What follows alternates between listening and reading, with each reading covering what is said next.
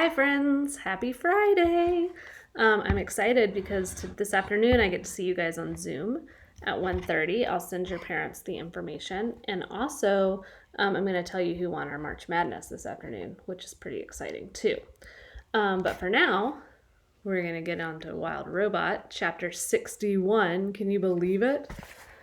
So we're going to start with chapter 61, which is called The Robot Stories, and it's really short. And then we'll do chapter 62, which is called The Return. Okay. The story of how Roz helped Rockmouth spread through the river and across the island, and it was soon followed by other robot stories. There were stories of Roz growing gardens in dry, barren places. There were stories of Roz nursing sick animals back to health. There were stories of Roz creating ropes and wheels and tools for helping her friends. But most of the new stories were about the robot's wildness. You see, Roz had noticed that the wilder she acted, the more the animals liked her. And so she barked with foxes and sang with birds and hissed with snakes. She romped with weasels. She sunbathed with lizards. She leaped with deer. That spring was a very wild time for our robot. Chapter 62, The Return. I wonder if this is the return of Brightbeak. It was a quiet afternoon on the pond, but the quiet was gradually being overtaken by sounds not heard around there for many months. The sounds grew louder and louder, and then a flock of geese appeared above the trees. Honk, honk, honk. Most flocks of geese move lazily through the sky and trail off in wobbly lines, but not this one. This flock was fast. It flew in a perfect V formation, and it was led by a small, graceful goose. The flock flew once around the pond before gliding down and gently splashing in the water. The geese gathered in a tight group in the middle of the pond. They floated there for a while, softly honking to one another. And then the leader broke away from the others. He swam straight toward the nest, waddled into the garden, and fluttered up to his mother's shoulder. "Welcome home, son," said Roz. "It's good to be back, Ma," said Bright Bill. And there's the picture. You can notice Roz still has on her boot, or her foot, that the beavers made for her. Chapter 63, The Journey. After months of separation, Roz and Bright Bill, mother and son, were together again, and they had so much catching up to do. They went into the nest, and the robot built a fire. Then the goose gazed into the flames and told the story of his winter. This is what he said. "We spent the whole first day of our migration flying over the ocean. It seemed like the ocean would go on forever, but just when the flock was getting tired, Longneck pointed to some tiny islands on the horizon. We flew down to one of the islands and ate dune grass and rested our wings. After a few days of hopping from island to island, we reached the mainland and continued over fields and forests. And then the snow began to fall. I had never seen snow before, and at first I thought it was beautiful, but it just kept coming. The others explained that the snow was early, that we were never supposed to see it, but there it was, piling up around us as we tried to sleep at night. Longneck worried that the weakest geese wouldn't survive, and he was right. We lost old Widefoot to that very first snowstorm. We tried to fly around the snowy weather, but we got completely lost, and the weather became even worse. Lakes and ponds and rivers began freezing over.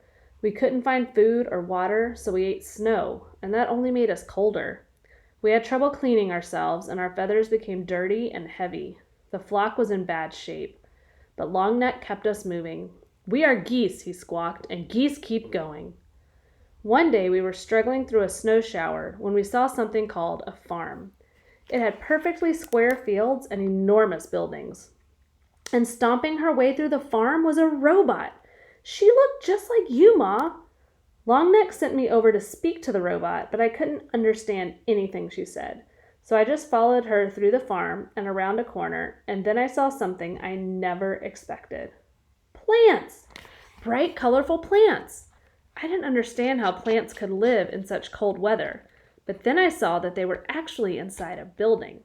And I learned later that the building was called a greenhouse, and it had clear walls made of something called glass. The robot pressed a button on the wall, and a door slid open, and warm air came rushing out. I hadn't felt warmth in so long that I just had to follow her inside. Ma, it was like summer in there. Can you put this on? You gotta go ask your daddy, okay? Okay. Ma, it was like summer in there. The air was warm and sweet and sticky, and there were rows and rows of different plants. The robot didn't pay any attention to me, so I wandered around the greenhouse, nibbling on leaves and drinking from puddles. Then I heard a scratchy voice behind me. If I were younger, I would have killed you by now. I spun around, and there was an old cat. She walked on stiff legs, and her fur was gray and clumpy. The cat's name was Snooks, and she didn't seem very nice. But then she saw the other geese out in the cold with their faces pressed against the glass, and she told me how to open the door. You can rest here, said Snooks as the flock hurried in, but stay out of sight. The humans aren't as friendly as me. None of us knew what humans were, but we didn't care. We were just happy to be out of the cold. Loudwing was so happy she cried. The flock drank and ate and bathed and slept and stayed out of the way. Snooks showed us where to leave our droppings so they wouldn't be noticed. And for a few days, the greenhouse was our home. Once or twice a day, the robot would go outside and return with a box or a bag, but most of the time she stayed inside and quietly worked on the plants. There was a barn that I just had to explore. It was filled with animals and machines and piles of straw and 2 robots. One robot was fixing a broken door when I walked in. She was using a loud spinning tool called a saw. She pushed the saw through a long piece of wood and dust shot into the air. Everything was going smoothly until the saw suddenly lurched forward and sliced right through 3 of the robot's fingers. But she was fine. A minute later, there was a thwip sound as she popped on a new hand. Then she went right back to using the saw again. The other robot worked with the animals. Chickens, sheep, pigs, and cows. They were all in cages. The chickens kept asking me how I'd gotten out of my cage. I was explaining that I'd never had a cage when I heard panicked squawks coming from the greenhouse. I ran back and found that a human had discovered the flock. We didn't know what he was saying, but he looked really angry. Longneck tried to defend us. He got in front and spread his wings and honked, but the human wasn't afraid. He pulled out a shiny stick and pointed it right at Longneck. Snooks hissed. Look out, he's got a rifle! Suddenly a bright beam of light shot out from the rifle and Longneck slumped to the floor. He was dead, Ma! The flock was so scared we fluttered around and honked and knocked over plants, but the human kept moving toward us, pointing his rifle. So I pecked the button to open the door and we ran outside into the cold and flew away from there as fast as we could. Without Longneck, the flock needed a new leader. Everyone wanted me to lead. I didn't know what to do, so I started by repeating Longneck's words. I squawked, "We are geese, and geese keep going." Then I took the point, and the flock spread out behind me. The weather had us all turned around, and nobody knew which way to go, so I just led us straight south. We saw no more robots and humans and buildings, but we didn't stop. We knew we were way off course when we saw the ocean again. But at least it was a little warmer by the water, so I decided to follow the coastline for a while. There were more buildings by the coast. Most of them were on land, but some were in the ocean. The ocean buildings were dirty and crumbling and leaning in different directions. There weren't any humans or robots in those buildings, only sea creatures. We saw ships on the water. We saw ships on the land. We even saw ships in the air. They buzzed through the sky like giant dragonflies. And then we reached a place called a city, where thousands of buildings and robots and humans and ships were all close together. When we stopped to rest on a rooftop, we met a friendly pigeon named Graybeak. She had grown up there, so she knew everything about the city. She flew us over towers and under bridges and kept us away from all the buzzing airships. And everywhere we went, there were robots. Some of the city robots were just like you, Ma, but others crawled on 6 legs or rolled on wheels or slid up and down the sides of buildings. Some robots were really small and some were really big. They moved things and cleaned things and built things and did every kind of job you could think of. Graybeak brought us down to a ledge on the side of a building and told us to look through the windows. Inside was a family of humans, and they had a Roz robot. When we looked into other buildings, we saw humans with other robots. Every human seemed to have a robot. I told Graybeak about you, Ma, and she wanted to show us one last place. We flew out to the edge of the city, to a really big building called a factory. Graybeak brought us to the roof windows, and we looked down into the factory and saw machines building sparkling heads and torsos and limbs. The factory was building robots. A machine held up a robot torso and put 2 legs under it, and they snapped it into place. It put feet under the legs, and they snapped into place.